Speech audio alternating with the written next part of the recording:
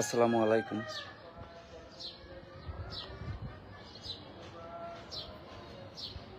কিছু জরুরি গুরুত্বপূর্ণ কথা বলার জন্য এই লাইভটা করা।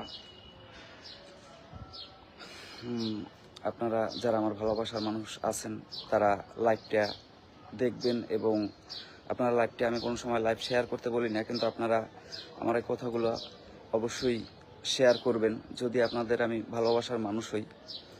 আসলে বিগত দিনে আমার সাথে একটা ঝামেলা ঘটছে এলাকাভিত্তিকভাবে। আমার ক্যামেরাম্যানের পায়ে পাড়া দিছে, সেই ঘটনাকে কেন্দ্র করে একটা গ্যাঞ্জাম হয়েছে, আমার নামে মামলা হয়েছে, আপনারা জানেন।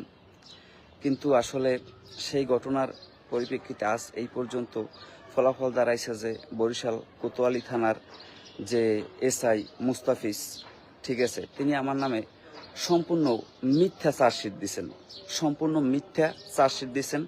তার মন গড়া তিনি চার্জশিট দিছেন এই ভিত্তিতে যাদের সাথে গ্যাঞ্জাম হয়েছে, যাদের সাথে ঝামেলা হয়েছে, তারা ছিল চরমনাই ইসলামী আন্দোলনের কর্মী।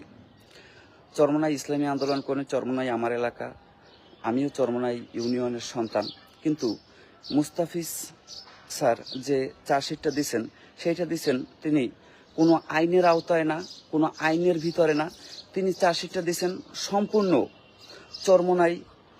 চরমনাইয়ের কথায়, ঠিক আছে। কারণ তাদের কর্মী, ইসলামী আন্দোলনের কর্মী, তারা ঘটনাভিত্তিকভাবে আহত হয়েছে বিদায়, ঠিক আছে। তারা তার কথা অনুযায়ী, তাদের কথা অনুযায়ী আমার নামে সম্পূর্ণ মিথ্যা চার্জশিট দিছে, যেখানে এলাকা ভিত্তিকভাবে সবাই প্রত্যক্ষদর্শী যে যার মাথা ফাটছে তার মাথায় আমি বাড়ি দেই নাই বা তার ধারে কাছেও আমি যাই নাই, ঠিক আছে। কিন্তু চার্জশিটে চরমনাই থেকে বলা হয়েছে যেন আমি বাড়ি দিছি, আমার নাম যেন চার্জশিটে আসে, ঠিক আছে।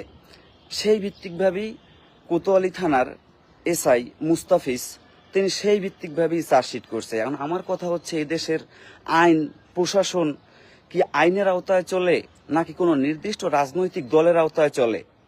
আসলে এটা আমার দেশবাসীর কাছে প্রশ্ন।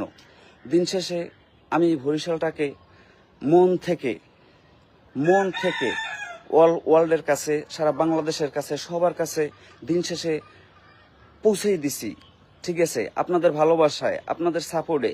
কিন্তু আজ আমি বরিশাল থেকে কি পাইলাম? হয়তো আমার নামে যে চার্জশিট দেওয়া হয়েছে, আমার লাইফটা